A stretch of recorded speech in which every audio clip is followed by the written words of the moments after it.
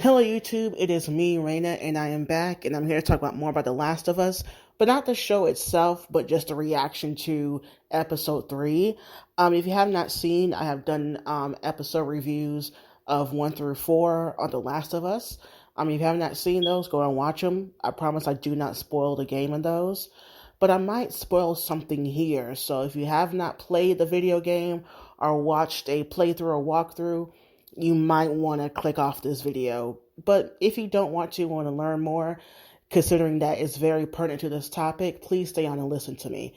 So people, sung, episode three's praises. I can guarantee you that episode is going to be submitted for an Emmy, and I can see Nick Offerman and the guy who played Frank getting Emmy nominations, probably in the same category of Best Guest Actor, I want to say. I think is the category. Correct me if I'm wrong for the Emmys.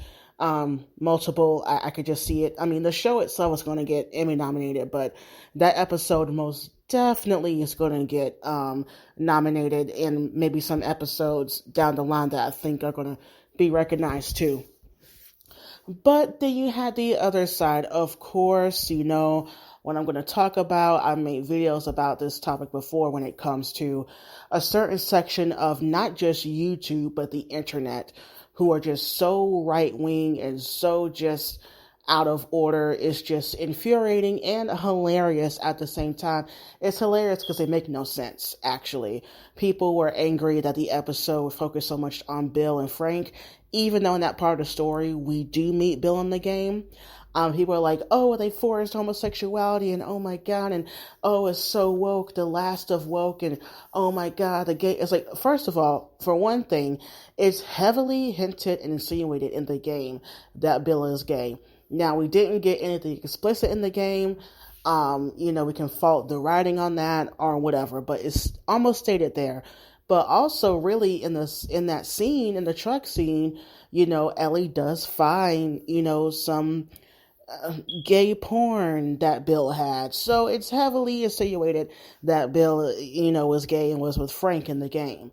It's that in this version, they decided to go a different route with them and create this fantastic love story between the two characters, and the actors did a fantastic job, and they will get an Emmy. But also, it's like, if this turns you off, and if you're not here for some LGBTQ representation in general, when it comes to entertainment, I suggest you not watch any TV shows or movies ever, because even though it's happening slowly but surely, queer representation and queer media or whatever is here to stay, and it's going to become a mainstay. No matter how much people hem and haw and rant and rave or whatever, it's going to be a mainstay, and especially in this show and in this franchise.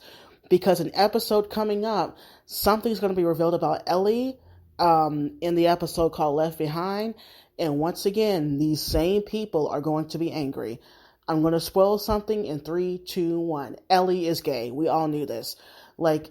People who research the game knows that Ellie is gay. She's a lesbian. And the friend who she keeps mentioning named Riley, her and Riley were good friends. They met at the quarantine zone, and we find out in the game, in the DLC called Left Behind, that she and Riley liked each other romantically, and they had their first kiss to each other. It ended horribly because they both got bit, but, that doesn't invalidate Ellie's sexuality. And then in The Last of Us Part 2, the sequel of the game, Ellie's in a relationship with Dina, who is a woman, and we see their relationship throughout the Part 2. Even though the game is overtly violent, we see her in a relationship with a woman, so that's not going to stop after this season. We're going to see it. And also in part 2, we are introduced to a character named Liv, who is transgender, who travels with Abby. So, we're going to keep seeing queer characters, LGBTQ plus characters, in this franchise, and it might add more who probably wasn't there. I'm not sure how they're going to adapt future seasons past part 2, but that is a very integral part of the game.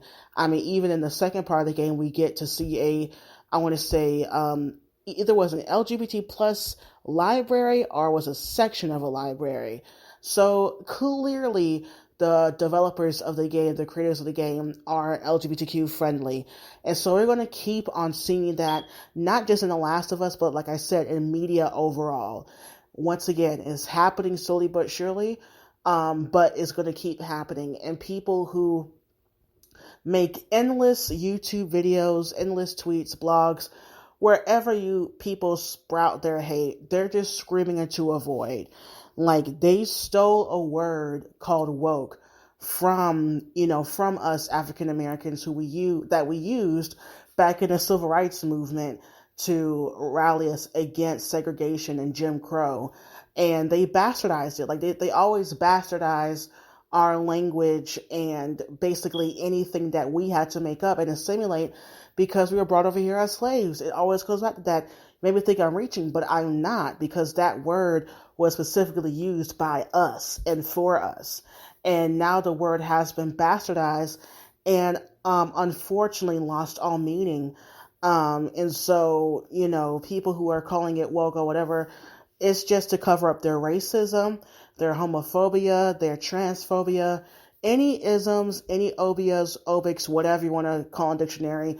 That's who those people are. And they're never going to thrive either in the world, in their personal lives. They're just sad people who are insecure about themselves, and they are projecting that out to the world. And they are terrible people who should never be seen or heard from ever again. And when it comes to media in general, we're going to just keep pushing forward, and they're going to stay in the back. And their opinions, actually, no, their statements do not matter. It's not a matter of opinion, okay? It's not. There's laws being made in this country right now against queer people, specifically trans people, and it's horrible out here. And showcasing media like this really makes people empathize with us and showing hope to a lot of people who are lost about who they are. So that's just what I wanted to say about this whole entire matter. I'm going to continue to review the show and love the show and love that they are, LGBTQ allies. So leave your comments down below, and bye, YouTube.